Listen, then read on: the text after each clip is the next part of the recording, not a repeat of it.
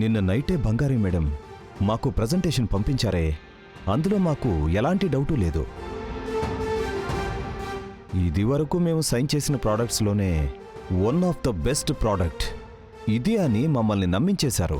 ఎందుకంటే ప్రజెంటేషన్ అలా ఉంది.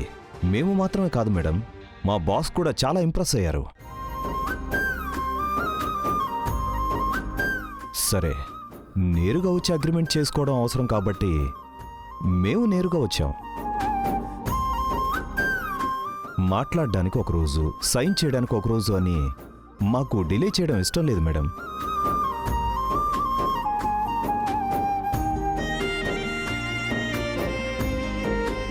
మీ మెథడ్ మాకు బాగా నచ్చింది మేడం.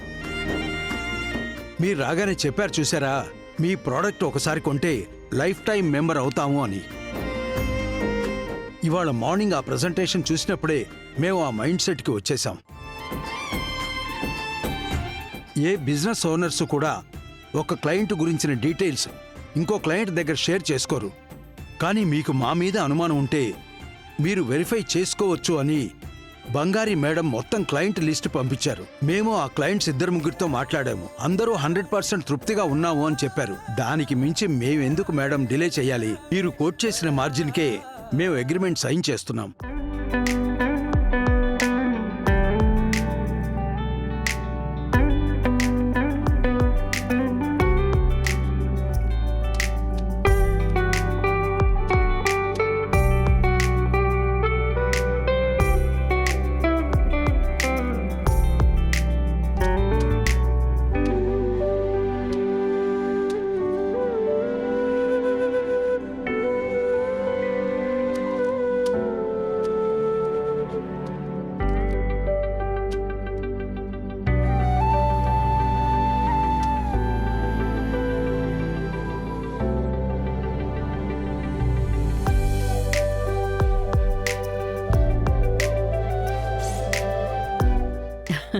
మామూలుగా చాలా రోజులు టైం పట్టే ప్రాజెక్ట్ ఇవాళ బంగారి వల్ల చాలా చాలా సింపుల్గా అయిపోయింది.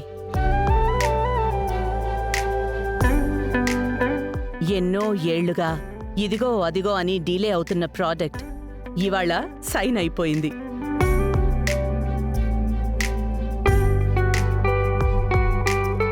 మీనా, బంగారి చుట్టూ ఎన్ని సమస్యలొచ్చినా బంగారి సాధించగలదని ఇంకోసారి నిరూపించింది.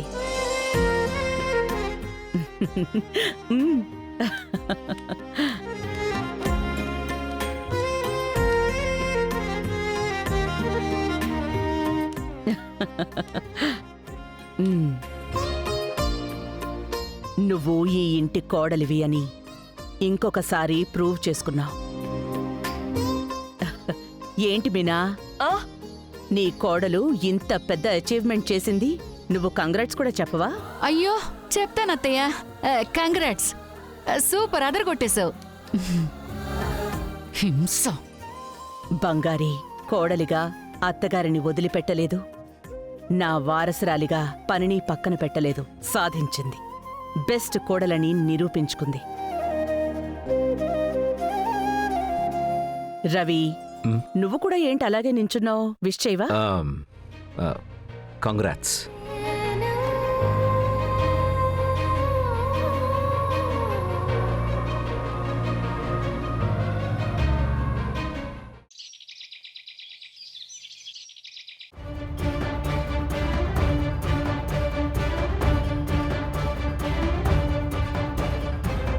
మీనా, అయితే నీ కోడల పిల్లకి స్వీట్ ఇచ్చావా? ఎందుకన్నయ్యా? అరే, తను సాధించింది కదమ్మా. ఏంటన్నయ్యా నువ్వొకడివి. అయినా తను మరీ టాలెంటెడ్ అమ్మా. నువ్వు తనని ఏదేదో చెయ్యాలని ట్రై చేశావు, కానీ తను చూస్తే నిన్ను లెఫ్ట్ హ్యాండ్తో డీల్ చేసి నిన్ను పక్కన పడేసి పైకి ఎదిగిపోతూనే ఉంది. ఏంటి మీనా, బాధపడుతున్నావా? లేదు. ఏమండి, మీనా బాధపడదులేండి. ఎందుకంటే ఎంతైనా మీనా కోడలే కదండి గెలిచింది. కోడలు గెలిచింది అంటే అత్తకి గొప్పే కదా. ఏంటొదినా, నన్ను వెక్కిరిస్తున్నావా? చచ్చ, నేనెందుకు మీనా నిన్నెక్కిరిస్తాను? నువ్వు తన్ని ఆపడానికి ఎంతో ట్రై చేశావు, కానీ అవన్నీ దాటి తను గెలిచింది అంటే తను ఎంతో టాలెంట్ ఉన్న అమ్మాయే కదా. తనకి టాలెంట్ ఉందా లేదు, తనని ఆపడానికి నా చెల్లెలికి టాలెంట్ ఉందా అనేది నాకు తెలియడం లేదే. అన్నయ్య, నేను నిన్నటి నుంచి ఇవాళ మధ్యాహ్నం వరకు తనని పనే చేయనివ్వలేదన్నయ్య.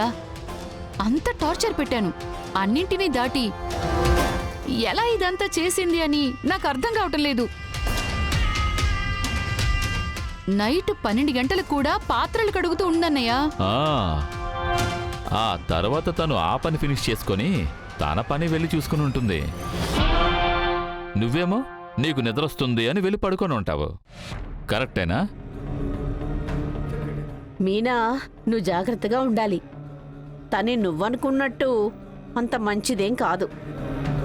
నువ్వు ఒకదానికి అడ్డుపడితే అది తను చేయకుండా వదిలేసి పోయే రకమూ కాదు. తన లక్ష్యం ఝాన్సీ అమ్మ తర్వాత ఆ స్థానంలోకి వెళ్ళి కూర్చోవడమే. తను గనకలా కూర్చుంది అంటే జీవితాంతం నువ్వు తన కాళ్ల దగ్గరే పడుండి తనకి సేవలు చేస్తూ కూర్చోవాలి. చూసుకో మరి. మాకు దీనివల్ల ఏం ఇబ్బంది లేదు. మేము నీ మంచి కోరే చెప్తున్నాము. మీనా, జాగ్రత్తగా ఉండాలమ్మా. తను ముందుకు వెళ్ళడం అనేది కుటుంబానికి మాత్రం బాగానే ఉంటుంది, కానీ నీకు మాత్రం మంచిది కాదు. ఆలోచించు, అర్థం చేసుకో. హ్మ్.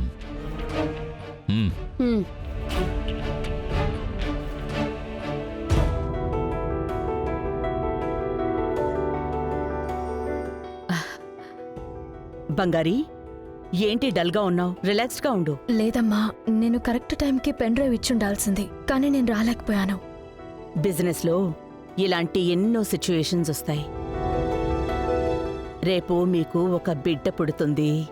ఇంట్లో బిడ్డని చూసుకోవాలి, ఆఫీస్లో మీటింగ్ని అటెండ్ అవ్వాల్సిన సిచ్యువేషన్ వస్తుంది. అలాంటి సిచ్యువేషన్ వస్తే ఎలా హ్యాండిల్ చేస్తావు? దానికి ప్రాక్టీస్గా దీన్నే అనుకో. కానీ బంగారీ, ఊరికే చెప్పకూడదు. మీటింగ్లో వాళ్ళు మాట్లాడింది 10 నిమిషాలే. అందులో నీ గురించి, నీ ప్రెజెంటేషన్ గురించి 9 మినిట్స్ మాట్లాడారు తెలుసా? అంత లెవెల్లో వాళ్ళని నువ్వు ఇంప్రెస్ చేసేసావు. అందులో నా పార్టిసిపేషన్ మాత్రమే లేదు జాన్సమ్మ. అందులో రవి సార్ నాకు చాలా సపోర్ట్ చేశారు. తెలుసులే.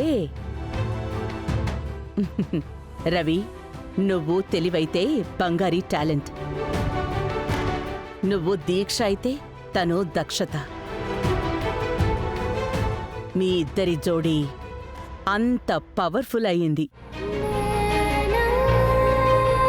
నీ దగ్గర కొన్ని వీక్నెస్లున్నాయి, కానీ దాన్ని బలంగా మారుస్తుంది బంగారీ.